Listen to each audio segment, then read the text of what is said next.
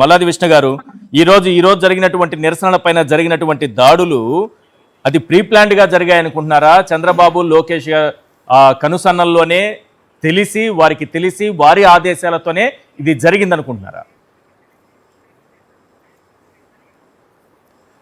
Sir ఇప్పుడు ఒకటి వాళ్ళు ఇచ్చినటువంటి డైరెక్షన్లో అవ్వచ్చు, నిన్నే ముఖ్యమంత్రి గారిని కలిశారని చెప్పని అంటున్నారు. అవును. దీంతోపాటు ఈ మధ్యకాలంలో అంబటి రాంబాబు గారి పక్కన కూర్చోవటం మూలంగా ఈయన అధిష్టాన వర్గం విశ్వాసం కోల్పోయాడు.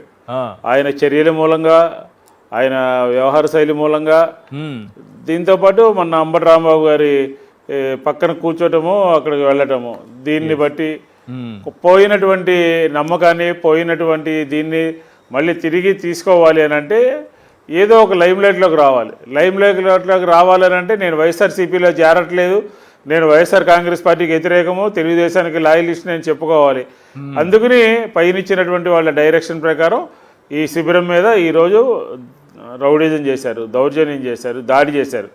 కాబట్టి ఇది ఆయనగా ఇచ్చినటువంటి ఆలోచన, పైన ఉంటున్నటువంటి సహకారం, పోలీసుల వైఫల్యం, ఇవన్నీ కలిసే ఈరోజు జరిగినటువంటి పరిస్థితి. లేకపోతే ఒక దీక్షా శిబిరం మీదకి నిరాహార దీక్ష చేస్తున్నటువంటి, శాంతియుతంగా చేస్తున్నటువంటి విద్యార్థులు, నిరుద్యోగులు, వైఎస్ఆర్ కాంగ్రెస్ పార్టీ మహిళలు, వీళ్ళందరి మీదకి ఒక ఎమ్మెల్యే, అధికార పార్టీ ఎమ్మెల్యే రౌడీజం చేస్తూ, దాడి చేస్తూ టెంట్ పీకేసే అవసరం ఏమొచ్చింది? అక్కడ టెంట్ వేయలేదనుకోండి, ఉదయమే 9ంటికే పోలీసులు వచ్చి ఇక్కడ టెంట్ వేయకూడదని మమ్మల్ని ఆపాలి, పోలీసులే తీసేయాలి. 10:30, 11 దాకా బాగానే జరిగింది.